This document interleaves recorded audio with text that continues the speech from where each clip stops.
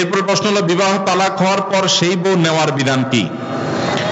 তালাকের পর স্ত্রীকে যদি কেউ ফেরত নিতে চান, তাহলে সেক্ষেত্রে তালাকটা যদি ফেরত নেয়ার মতো তালাক দেয়, তাহলে ফেরত নেওয়া যাবে। আমি একটা কথা প্রায় বলি, বিবাহ বিচ্ছেদের পর, তালাকের পর 15 বছর 20 বছর পরেও যদি আবার স্বামী স্ত্রী একসাথে থাকতে চান, সুযোগ আছে, যদি তালাক দেওয়ার সময় সেভাবে তালাক দেন। আমাদের দেশে সাধারণত তালাক দেওয়ার ক্ষেত্রে আমরা 1 তালাক 2 তালাক না, পারলে শত শত হাজার হাজার তালাক দেই। স্ত্রীকে একা না পারলে স্ত্রী 14 গোষ্ঠী সহ তালাক দেয়, আছে না নাই? এগুলা বিভ্রান্তি। যারা বিবাহ করেছেন তাদেরকে বলছি, আর যারা বিবাহ করবেন তাদেরকেও বলছি, খবরদার, দাম্পত্য জীবনে স্বামী স্ত্রীর মধ্যে যত বোঝাপড়ার গরমিল হোক, যত গন্ডগোল ফাসাদ হোক, কখনো রাগ উঠলো আর তালাক ঝেড়ে দিলেন, এই কাজটা কখনো করবেন না। আমি আমার এক উস্তাদ খুলনা দারুল উলুমের, ওনার কথা প্রায় বিভিন্ন জায়গায় বলি, হুজুরের কাছে তালাকের মাসআলা নিতে আসলে মাসআলার উত্তর দেওয়ার আগে ওনার গদির নিচে যে বেত থাকতো, ওই বেত দিয়ে আগে এক দফা পিটাই নিতেন। সে কোনো অফিসার, সে কোনো ব্যবসা প্রতিষ্ঠানের মালিক, এসব দেখা দেখি নাই। তালাকের মাসআলা কোন পুরুষ লোক জানতে আসছে, এই মাসআলার উত্তর দেওয়ার আগে উনি বেতটা বের করে শরীরে যত জোর আছে জোর দিয়ে 4-5টা বাড়ি আগে মারতেন, এরপরে বেতটা রেখে বলতেন, এবার বলো মাসআলা কি। কারণ চুন থেকে নুন খসলেই তালাক। তালাক কি মায়ের হাতের মোয়া? মনে চাইলে তালাক দিয়ে দিলেন। একটা সম্পর্ক থাকা না থাকার ব্যাপার। এখানে পুরুষরা যেরকম আছে, অনেক মেয়েরাও আছে, কিছু হলেই বাবার বাড়ি দৌড় দিবে, হইতে না হইতে বলে না, সংসার করব না, আবার বেহায়ের মতো সেই সংসার ঠিকই করে। আর এই ঠিক ঠিক বলা পুরুষদের মধ্যে বহু পুরুষ আছে যে চুন থেকে নুন খসলেই বলে না, তোর সাথে সংসার করব না। এই ছোট লোকই সবাই করবেন? যুবক ভাইরা যারা আছেন, খবরদার, দাম্পত্য জীবনের প্রথম দিনগুলো, প্রথম বছরগুলো অনেক কষ্টে যায়, বনিবনা হতে চায় না, স্বামীর নানান বিষয়ে কেওয়াজ লাগে, মায়ের কারণে, বোনের কারণে, ননদের কারণে, শাশুড়ির কারণে, বাইরের লোকের কারণে নানান ভুল বোঝাবুঝি তৈরি হয়।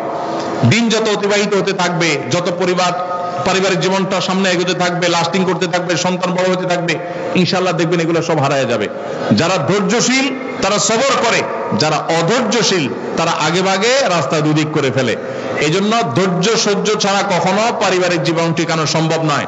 ঘরে ঘরে তালাক হচ্ছে, আমি তালাক নিয়ে একটা লিফলেট তৈরি করছি, ইনশাআল্লাহ সেটা অচিরেই হাজার হাজার মানুষের কাছে আমরা পৌঁছায় দিব যে বিবাহের আগে তালাক সম্পর্কে সতর্ক হন। বেশিরভাগ মানুষ তালাক দিয়ে এসে এরপরে চোখের পানি ফেলে, এসে বলে, হুজুর দিয়ে ফেলেছি, এখন কি করব। আপনি যদি 3টা তালাক দিয়ে শেষ করে থাকেন, তাহলে সেক্ষেত্রে আপনার স্ত্রীর সাথে আপনার সংসার করার সুযোগ যদি নষ্ট করেন, গোটা পৃথিবীর সব হুজুর একসাথে হয়ে, মক্কা মদিনার ইমাম সাহেব যদি একসাথে হন, আপনাকে আপনার স্ত্রীর সাথে সংসার করার সুযোগ দিতে পারেন না। কারণ ব্যাপারটা হলো ছুরি মারার মতো, আমার পেটে ছুরি মেরে দিলেন, এরপর আপনি জিহ্বা কামড়াচ্ছেন, আফসোস করছেন। আফসোস আপনি করতে পারেন, আমি আর জীবিত হয়ে যাব না। দাম্পত্য সম্পর্কটা এরকম। এই জন্য খবরদার, রাগের মাথায় যদি ডিসিশন নেন যে তার সাথে আমি সংসার করব না, তখন স্ত্রীকে কিছু বলবেন না। আমি যদি এজন্য বলি, রাগ উঠেছে, পারলে একটা ধাক্কা দিলেন, একটা বকা দিলেন, একটা ভালো কথা বলে বকা দিলেন, গালিগালাজ না, পারলে একটা চিমটি দিলেন।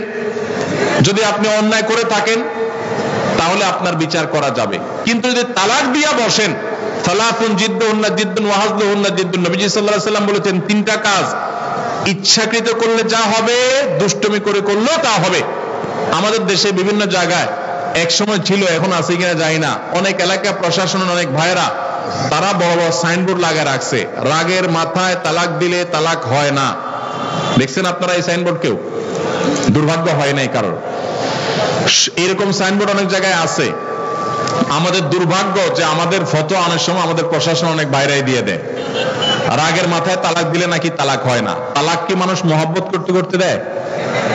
স্ত্রীর সাথে মহব্বত, ভালোবাসা, আতিশয্যে তালাক দিয়ে দেয়? তালাক তো দেয় রাগের মাথায়। তবে শরীয়ত বলে, রাগের মাথায় আপনি ব্যালেন্স হারিয়ে তালাক দিয়ে পরে আফসোস যেন করতে না হয়, এই জন্য আপনাকে সবর করতে হবে। তালাক দেওয়ার ডিসিশন নিয়েছেন, স্ত্রীর একটা মাসিক পার হওয়ার পর্যন্ত অপেক্ষা করতে হবে। আসলে আর মুখ দিয়ে তালাক বলে দেন, জি না। তালাক দেওয়ার নিয়ম শুনেন, যেভাবে তালাক দিলে আবারও ফেরত নিতে পারবেন কখনো চাইলে, সেটা সুযোগ কখন হবে। আপনি সিদ্ধান্ত নিচ্ছেন না আর একসাথে আমরা থাকবো না, ওকে ফাইন, পরামর্শ করছেন বন্ধু বান্ধব, বিচক্ষণ মুরব্বী, আলেম ওলামা, লয়ার, সবার সাথে, তাহলে এবার আপনাকে অপেক্ষা করতে হবে। সিদ্ধান্ত নিলেন আজকে আর কালকে তালাক দিবেন, জি না, অপেক্ষা করতে হবে একটা মাসিক পার হবে, এরপরে পবিত্রতা আসবে। সেই পবিত্রতার পিরিয়ডে শারীরিক কোনো সম্পর্ক হওয়ার আগে আপনাকে তালাক দিতে হবে। এটা হলো তালাকুস সুন্নাহ। এভাবে শরীয়ত তালাক দেওয়ার নির্দেশ, যদি দিতে হয় এভাবে দিতে হবে।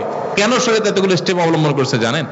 কারণ শরীয়ত এনশিওর করতে চায় আপনার তালাকটা খুব বিচক্ষণতার সাথে, বুদ্ধিদীপ্ত ভাবে, সুচিন্তিত ভাবে হয়েছে, ঠান্ডা মাথায় হয়েছে, বুঝে শুনে হয়েছে। আপনি এটা অ্যাবনরমাল হয়ে মেজাজ হারিয়ে আপনি মাথা গরম করে দিয়ে ফেলেননি। এটা নিশ্চিত করবার জন্য এতগুলো সময়, এতগুলো স্টেপ নিয়েছে যে একটা মাসিকের পিরিয়ড পার হওয়ার পরও স্বামী স্ত্রী একে অন্যের প্রতি যথেষ্ট আকৃষ্ট হওয়ার কারণ থাকা সত্ত্বেও সেই শারীরিক সম্পর্ক করার আগে আপনি তালাক দিচ্ছেন, মানে হলো যথেষ্ট যৌক্তিকতা আছে এবং আপনি খুব কনভিন্স হয়ে বুঝে শুনে তালাক দিচ্ছেন। এটা এনশিওর করার জন্য শরীয়ত এতগুলো বাদ দিয়েছে। এই বাদ পার হওয়ার পর আপনাকে তালাক দিতে হবে। আমাদের দেশে হাজারের ভিতরে 999 জন মানুষ তালাক দেওয়ার সময় মুখ দিয়ে আসলো আর পট করে তালাক দিয়ে দিল। এটা সুন্নাহ তালাক নয়। এই তালাকটা, এইভাবে তালাক দেওয়া, এটা একটা গুনাহের কাজ। এভাবে তালাক দিবেন না, তালাক দেওয়া যাবে না। এই জন্য যুবক ভাইরা যারা বিবাহ করবেন ভবিষ্যতে, আপনারা জেনে রাখেন ঘরে ঘরে তালাক হচ্ছে। ঢাকায় যতগুলো বিবাহ রেকর্ড হয় আনুপাতিক হারে প্রায় পাল্লা দিয়ে ততগুলো বিবাহ বিচ্ছেদ হয়। ভয়ঙ্কর ভাবে তালাক বেড়ে চলেছে। কয়েক জায়গায় মাহফিলে গিয়েছি, এলাকার চেয়ারম্যান সাহেবরা বলছে, ভাই আমি চেয়ারম্যান হওয়ার পরে যে বিচার আচার আমার কাছে আসছে, বিসমিল্লাহি করছি তালাকের বিচার দিয়া। একজন বলছেন যে কয়েকদিনের ভিতরে 20-25টা তালাকের বিচার আসছে, আর যেগুলো আমার কাছে আসে সেগুলো তো আমাদের হিসাবের বাইরে।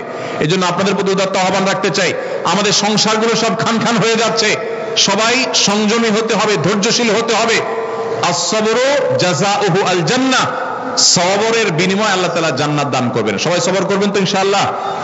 দাম্পত্য জীবনে আর যা হোক, খবরদার কখনো মাথা গরম করে তালাক দিবেন।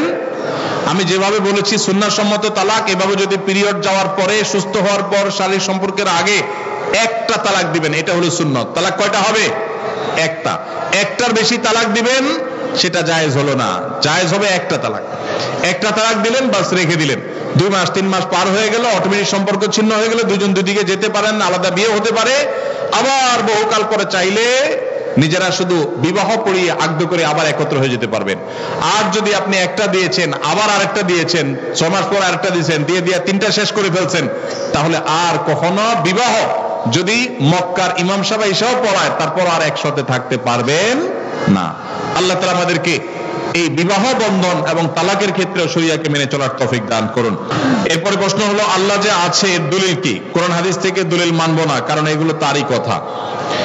এটা আমাদের যে ভাই প্রশ্ন দিয়েছেন, তিনি যদি আমাদের কোন নাস্তিক ভাই হন বা অন্য ধর্মাবলম্বী ভাই হন বা যেই হন না কেন, তাকে আমি বলতে চাই, আল্লাহ যে আছেন এটা প্রমাণ হলো আপনি নিজে।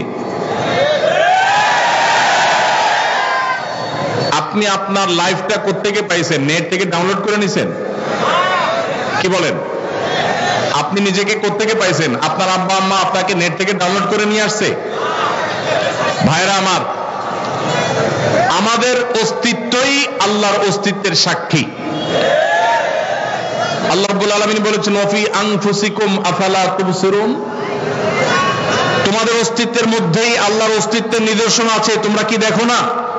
ভাইরা আমার, আল্লাহর এই বিশাল সৃষ্টি জগৎ, এই মহা সৃষ্টি, এত বিশাল সৃষ্টি জগৎ দেখার পরও যদি কেউ স্রষ্টাকে বিশ্বাস করতে কষ্ট হয়, তাহলে তার মতো হতভাগা আর কে হতে পারে?